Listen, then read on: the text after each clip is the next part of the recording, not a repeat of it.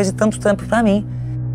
A gente precisa conversar e prepará-lo, porque mais cedo ou mais tarde mudanças acontecerão. E ele é muito apegado a algumas coisas, eu não quero que ele sofra. E exatamente esse motivo de admitir os problemas que ele não gostou. E isso, a briga começou a ficar mais acalorada, as coisas que ele veio começou a falar comigo, e nessa o Alezinho, meu filho, começou a gritar também, pedindo parem de brigar, porque essas brigas eram constantes dentro de casa. Não foi a primeira briga verbal que nós tivemos. E aí o Alezinho levanta da mesa, ele corre pra piscina, tem uma pessoa que trabalha comigo, ela vai atrás dele pra acalmá-lo, e o Alexandre segue o Alezinho na parte da piscina. Tá vendo o que sua mãe tá fazendo? E continua aquele massacre de falar, sua mãe é louca, ela tem que parar com isso. Alezinho, calma, filho, vem cá, o papai vai conversar com você, sua mãe tá mentindo, ela é louca. E aquilo, eu falei assim, para com isso, você tá criando mais uma vez uma mentira, para de mentir pro nosso filho, para de mentir pra mim. Inventando coisas. E aí eu olhei pra ele e falei assim, do jeito que ele veio pra cima com o corpo, eu falei assim, você vai me bater? Você não vai ter coragem de me bater depois de tudo. Se você não admitir as mentiras, eu entendo. Agora você vai me bater? E nessa, quando eu falei isso, aí a feição dele mudou totalmente. E ele veio sim pra me dar uma cabeçada. Ele jogou o corpo e veio pra cima. Ele não me acertou porque eu me esquivei. E no que eu me esquivei, eu fui buscar o meu celular, que tava no balcão da churrasqueira logo atrás. Eu me virei, peguei esse celular e falei pra ele, se você vier pra cima de mim, eu vou chamar a polícia. Falei isso uma, falei isso duas, falei isso três. E aí ele veio pra cima de mim, tentou me agarrar, me abraçar, pra que eu não deixar. Não sei se ele não tava acreditando que eu fosse fazer isso.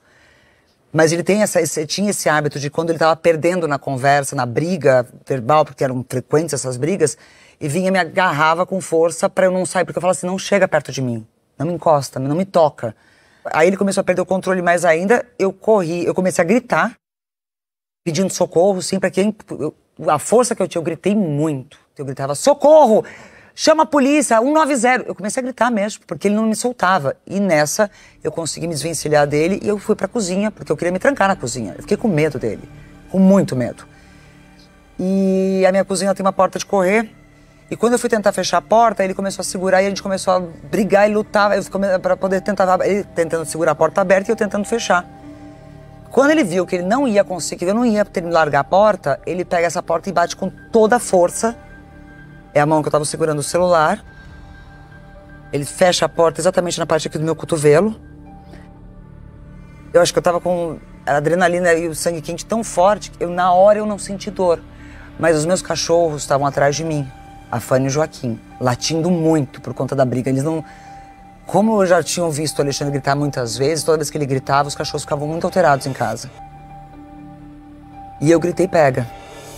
E o Joaquim pegou. O meu cachorro voou pra cima dele e eu consegui fechar a porta e travar as janelas também. Eu só não consegui fechar a janela que ficava em cima da pia.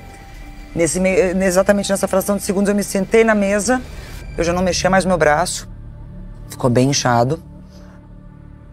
Já não conseguia mais ter movimento. Eu botei o telefone em cima da mesa e ele tentando, eu vi que ele foi em direção à cozinha, ele gritava assim, larga esse telefone. Eu falei assim, não entra. Ele abriu, ele ia pular a janela, ele só parou quando eu liguei 190.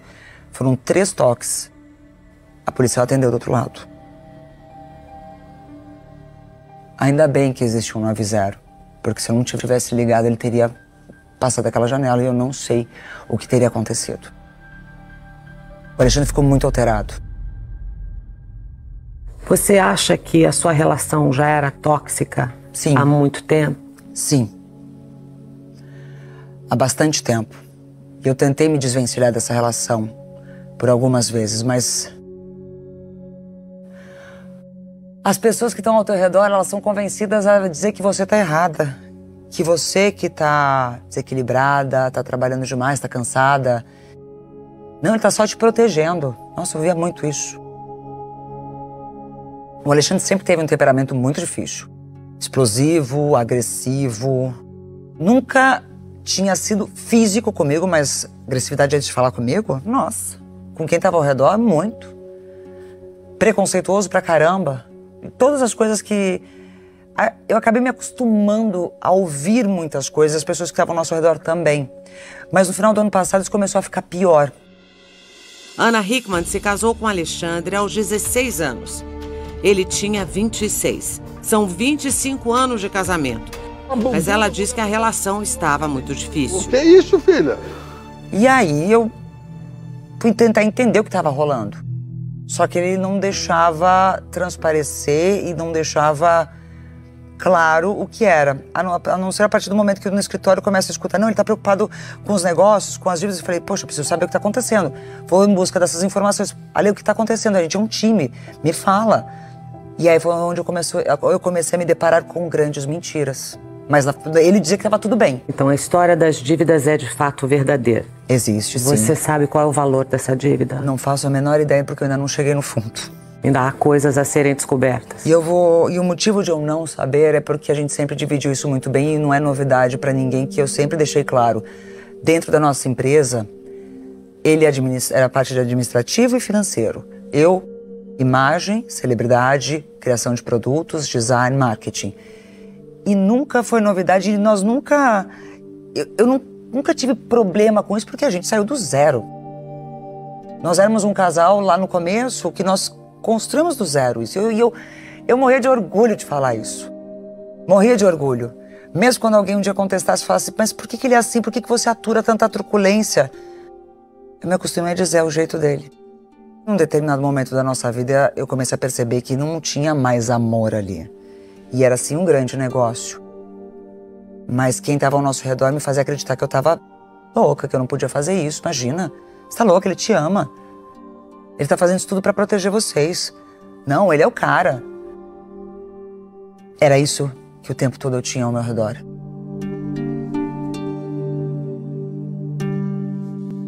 Eu sempre fui uma mulher muito forte. Mas ao mesmo tempo, a única pessoa que eu dizia categoricamente, o único que eu confio 100% é nele. E aí acontece o quê? Quando eu chegava lá, me aproximava... Por que você não tá se cuidando? Você tá gorda? Cuidado, tá? Ninguém vai te querer velha. O tempo tá passando. Falei, poxa, Helena, o tempo passa pra todo mundo. Eu me sinto muito bem. Tá, mas ninguém quer uma Ana Hickman velha. Ninguém quer uma gorda. Tá vendo seu peso? Pelo amor de Deus, presta atenção. E ele controlava a minha agenda para qualquer coisa. Eu não tô falando só dos meus trabalhos. Ele determinava quando era o dia da academia, ele determinava quando era o médico, inclusive tava me azucrinando, me perseguindo pra parte de cirurgia plástica, porque depois que eu tive meu filho, que eu tinha que fazer isso. No dia 1º de janeiro desse ano, eu olhei para ele e falei, chega. Eu não sou um objeto. Se você quer levar isso aqui como trabalho, eu já entendi. Marido e mulher aqui não existe mais. Tirei ele do meu quarto, tirei a aliança da minha mão. Eu achei que as pessoas fossem perceber isso, mas acho que as pessoas estavam tão acostumadas com aquela situação toda que ninguém percebeu. E aí foi quando meu filho começou a presenciar brigas nossas com mais frequência. Porque ele tinha o dom muito grande de me fazer me sentir uma merda. Desculpa o palavrão, mas era isso. Só que eu só tive a certeza que ele estava mentindo pra mim por conta da imprensa. Foi assim que eu tive a certeza que tinha muita mentira.